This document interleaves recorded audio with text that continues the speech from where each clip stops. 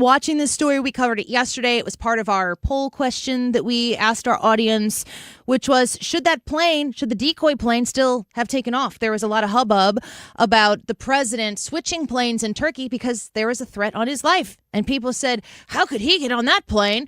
And it seemed like the press was saying this a lot. And the press has to get on the other plane. Meanwhile, Secretary of State Marco Rubio and Treasury Secretary Scott Bessent also on the plane on the original plane that the president vacated. Plus, they have said lately that there were some extra fighter jets accompanying and securing the safety and security of the original Air Force One. Well, I'm excited to welcome onto the show our next guest. Buzz Patterson joins us, retired Lieutenant Colonel Buzz Patterson, Red State columnist, former Air Force pilot as well, a former White House military aide. And here's the coolest thing ever, former carrier of the nuclear football. Buzz, thanks for being on the show with us. It's great to have you here. Hey, Annie, and it's also one thing you can add is former Fallon, Illinois resident, and hello, St. Louis. I miss you guys. Oh, amen to that. We're talking with you a little bit before the show. You said that you spent 5 years at Scott Air Force Base, so you already know about those hot August summers here in the Midwest. Absolutely, yeah. And I was a St. Louis Cardinals ticket holder and the Blues as well, and had a wonderful time. And that was pre-White House, so I was just a young Air Force pilot having a heck of a good time in St. Louis. And, so getting to the story, so for your listeners, I was President Bill Clinton's Air Force military aide. So I worked in the White House, lived in the White House, and carried the nuclear football for 2 years for President Clinton. And we had all the same. One of the things that's really outraged me, Annie, is we had all the same programs in place. We've had all these programs in place for decades.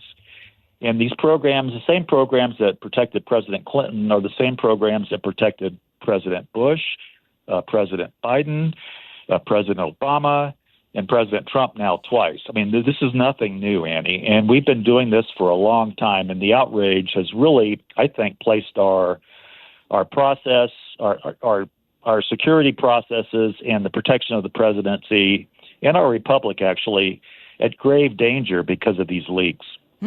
I think that with someone with your level of experience, especially on the inside of how you take, if I can only imagine that Iran wants President Trump gone more than anything right now, that would be just the ultimate victory for them in the midst of everything that's going on right now. There is an understanding that if you're in the president's orbit, that there is a risk to your life at any given time. I recalled yesterday while we were speaking this, that a man who showed up to a rally in Butler, Pennsylvania is with us no more because he supported the president and he just happened to be within a specific amount of distance when a bullet was aimed for the president and it struck Corey Comparator. And I think that has got to be something that is understood by the people who are in his orbit.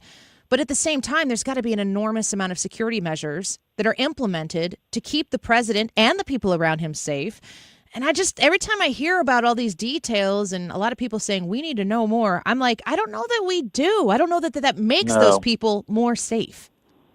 It doesn't. In fact, it makes them much more unsafe. And, when people talk about, President Trump, here's the thing. These programs exist, Annie, regardless of who the president is and the human being is. And these programs are not at the whim of the president, no matter whether it be President Trump or President Biden or President Obama. We have the same protocols and the same security procedures in place, no matter who the person is. The programs are there to protect the presidency and the republic and the office of the presidency, regardless of who is the actual person in office. So what's really alarming to me is the outrage when one of these programs is used to save President Trump's life, when we have been using these programs to save President Clinton's life, President Bush's life, President Obama's life, and President Biden's life also. And what's really going to be crucial in all of this is that if the media keeps, trying to pick and choose what part of the process they get to understand, then the entire process is corrupted. And what I'm saying is, somebody who worked on the inside and had these programs, I did it. I wasn't a big fan of President Bill Clinton personally, but I was there to work for the office of the presidency, not the man. And we had the same programs in place, and we protected Bill Clinton the exact same way that they're now protecting, the guys and girls are now protecting President Trump. It has nothing to do with the person. It has everything to do with the efficacy of our country and the government. And if we allow too many probes into what we're doing, we're going to have to scrap the entire process.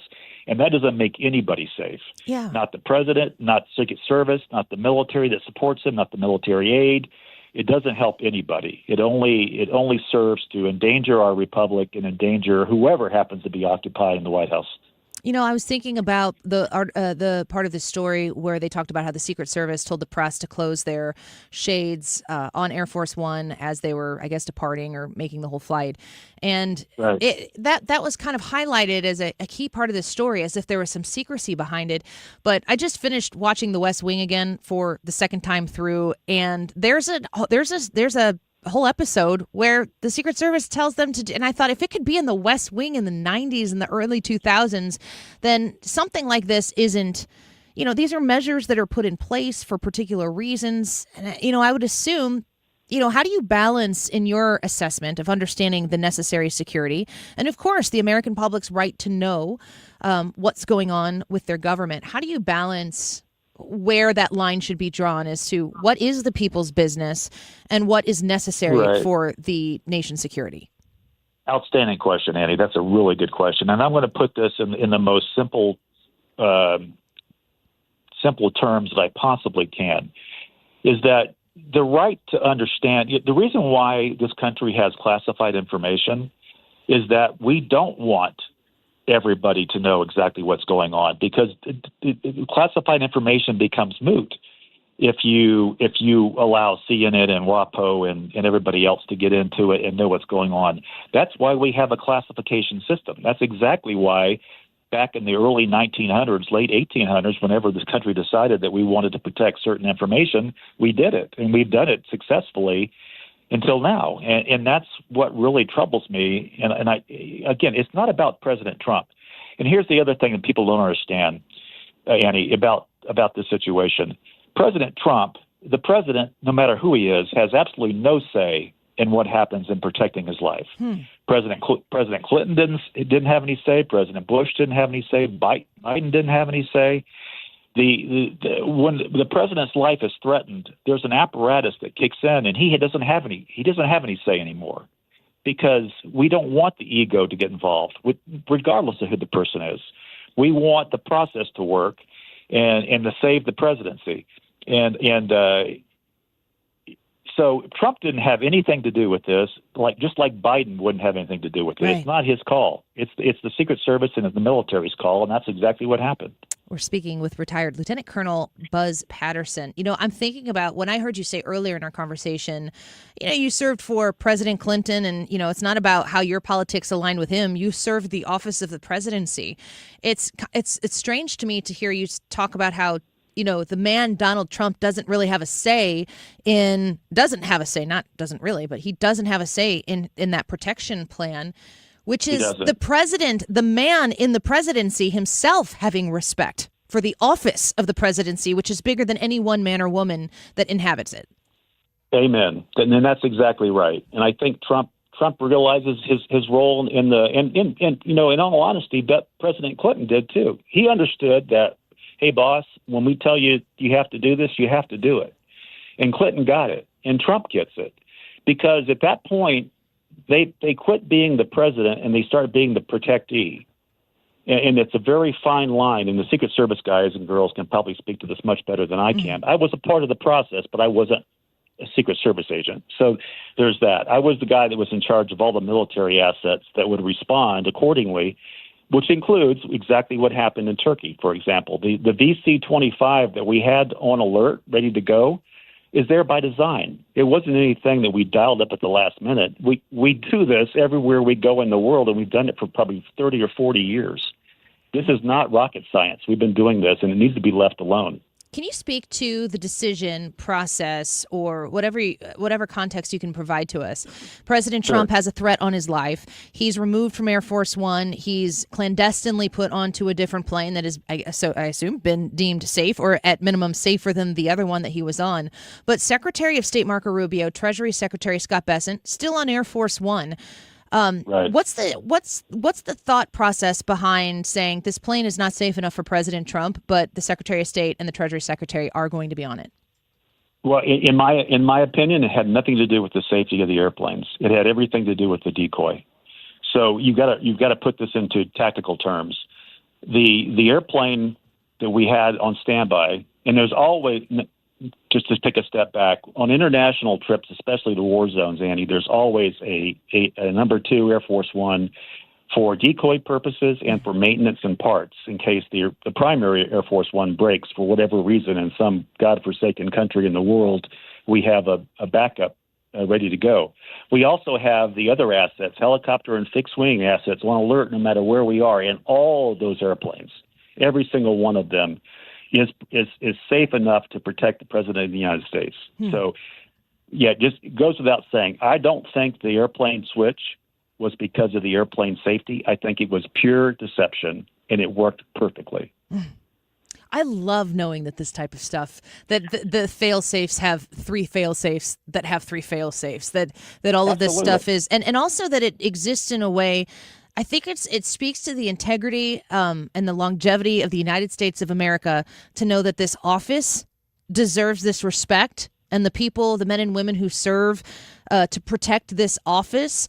And it doesn't matter, like, gosh, how American is it to say that the people, we don't know how those people vote, but they understand and respect the importance of the office of the presidency and the other offices that are around it, that should they be filled with any man or woman that the Americans select, that office has the dignity, deserves the respect of that kind of protection. That's exactly it. That's bingo. And it's not about the human being. Again, I didn't like President Clinton. I was there during the Monica Lewinsky and Paula Jones, and he lost the nuclear codes. I mean, there's a whole litany of things that happened when I was working for President Clinton. But every single day, Annie, I got up and I looked at myself in the mirror and I said, my job is there to protect the President of the United States and the Republic of the United States, and I'm going to do that regardless of whether or not I like the individual or not. And I didn't like him, quite frankly, and I did it anyway. And there's a million of us out there that are doing that. So the Secret Service guys and girls, they don't necessarily have to like the president personally, but they have to do their job. And the military people that support the White House don't have to like the president personally, but we have to do our job. And that's what everybody does, regardless of whether or not it's President Trump or AOC or any other imaginable future president, Gavin Newsom. They're going to get the same protection. Believe it or not, we're going to give them the same protection, and nobody's going to say a word. And that's what really outrages me. Yeah. Well, I appreciate this article that highlights the conversation you had on Fox News, and thank you so much for we're going to call you back, and hopefully you'll be available for us. I do follow you, I think, initially on X because of your Clinton administration takes. They are soup du jour, and I love them. And so I've been following you for quite some time, and it's a real pleasure for me to be able to have you come on the show and talk to us here in St. Louis, which you called home for a while. It was my home, and Annie, anytime, ring me up. I'm on the West Coast, but I'm happy to talk to you guys. All right. We'll do it again soon. Thank you so much. Buzz Patterson, we appreciate your time. Bye-bye. That's exciting to talk to retired Lieutenant Colonel Buzz Patterson on X at Buzz Patterson. I bit my tongue so